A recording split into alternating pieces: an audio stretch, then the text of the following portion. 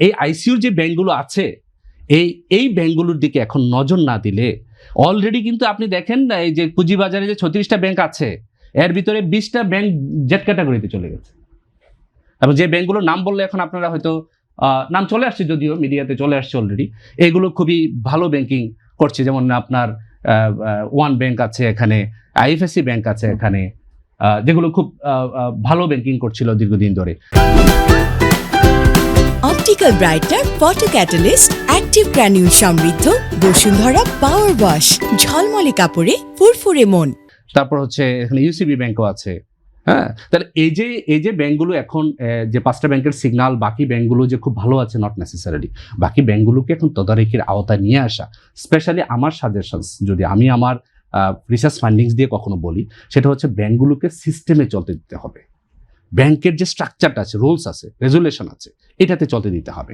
যদি তাই চলে, একটা ব্যাংক ফেল করার কোনো অপশনসই নাই, কোনো ওয়ে নাই। কারণ ব্যাংক অনেক পুরাতন একটা প্রতিষ্ঠান, এটা অনেক প্রাচীন একটা প্রতিষ্ঠান, এটার ভিতরে অনেক গবেষণা হয়েছে, অনেক রুলস রেগুলেশন আপডেটেশন হয়েছে।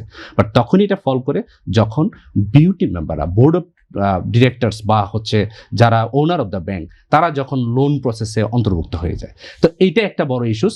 আর সেকেন্ড ইস্যুসটা হচ্ছে, হ্যাঁ, আমাদের অথরিটি যেগুলো আছে, যারা দায়িত্বশীল আছে, সেই দায়িত্বশীলরা যদি এই প্রসেসের ভিতরে হাত দেন, তাদের কিন্তু রাইট আছে।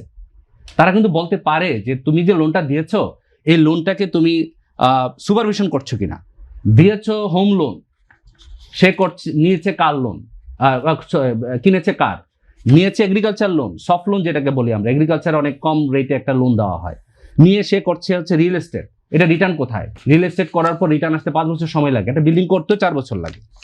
তাহলে এখানে তারল্য সংকট তৈরি হচ্ছে, কারণ তাকে দেওয়া হচ্ছে এগ্রিকালচার লোন, যেটা আগামী 3 মাস থেকে 5 মাস পরে রিটার্ন আসা শুরু করবে।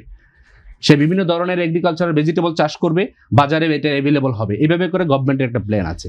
তো আসলে পরিকল্পনাটার জায়গাটায় হয়তো কোনো ঘাটতি নাই, বা সিস্টেমের কোনো কিন্তু প্রবলেম নাই, বাট সিস্টেমটার ভিতরে কারা ইন করছে এই লোনটা দেওয়ার, right, that is the problem. আমরা সিস্টেমটাকে ব্রেক করার জন্য যে লোকগুলো ঢুকছে, তারা অ্যাকচুয়ালি এই সিস্টেমটাকে টোটালি ব্রেক করে